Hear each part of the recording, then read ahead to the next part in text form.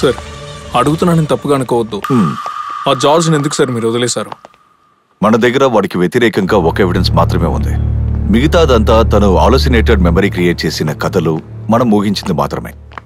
తను చెప్పింది ఇంకా మనం ఊహించింది రెండు ఒకటని తెలుసుకోవాలి. సార్ వాడికి 2 దెబ్బలేస్తే వాడే నిజం చెప్తాడు కదా. ఇంకా నువ్వు ఏ కాలంలో ఉన్నావయ్యా? ఆ సెక్యూరిటీ దగ్గర వాంగ్మూలం తీసుకున్నారా? సీసీటీవీ కెమెరా పని చేయకపోవడం గురించి తను ఏమైనా చెప్పాడా? అలాగే విజిటర్స్ రిజిస్టర్ దొరికిందా? నిన్న స్పృహలోకి రాగానే స్టేట్మెంట్ తీసుకున్నాను సార్. ఫ్లాట్ లో సీసీటీవీ పనిచేయట్లేదని కంప్లైంట్ కూడా ఇచ్చారు సార్. ఆయన ఎవరైతే కలవడానికి వచ్చారో వాళ్ళే విజిటర్స్ రిజిస్టర్ ని మాయం చేసుంటారు. అతను చెప్పిన డీటెయిల్స్ అన్ని పొద్దునే మీకు మెయిల్లో పంపించాను సార్.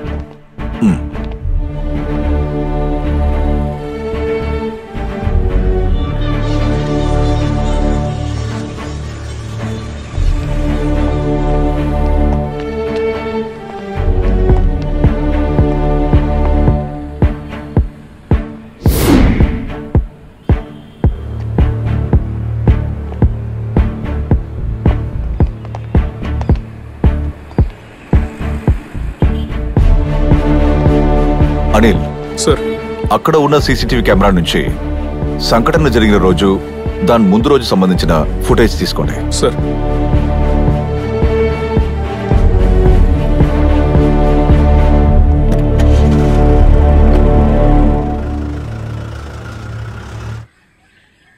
ఇంతకు ముందు ఇలాంటి సంఘటనలు జరిగాయా? ఇంతకు ముందు కూడా అతను ఇలాగే ప్రవర్తించేవాడు, కానీ ఇంత దారుణంగా ఇదే మొదటిసారి. నాకున్నది 3 కూడా ఆడపిల్లలే సార్. కుటుంబాన్ని పోషించే మార్గం లేదు సార్. నా చిన్న కూతురుతో చాలా తప్పుగా ప్రవర్తించాడని నా కూతురు చెప్పాకే నాకు తెలిసింది సార్.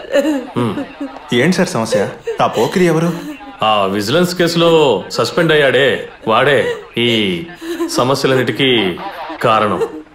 అతన్ని తీసి లోపలేయాలి సార్. ఏమైంది సార్? అక్కడ ఏడుస్తుంది ఎవరు? ఏం చెప్పమంటారు సార్? ఆవిడ భర్తన్నాడే, ఆవిడ కూతురుతో తప్పుగా ప్రవర్తిస్తున్నాడట. అలాంటి వాడిని మక్కిలు ఎరగదన్నాలి. ఇది రూబిందా? ఓకేనా కదా? Okay okay sir.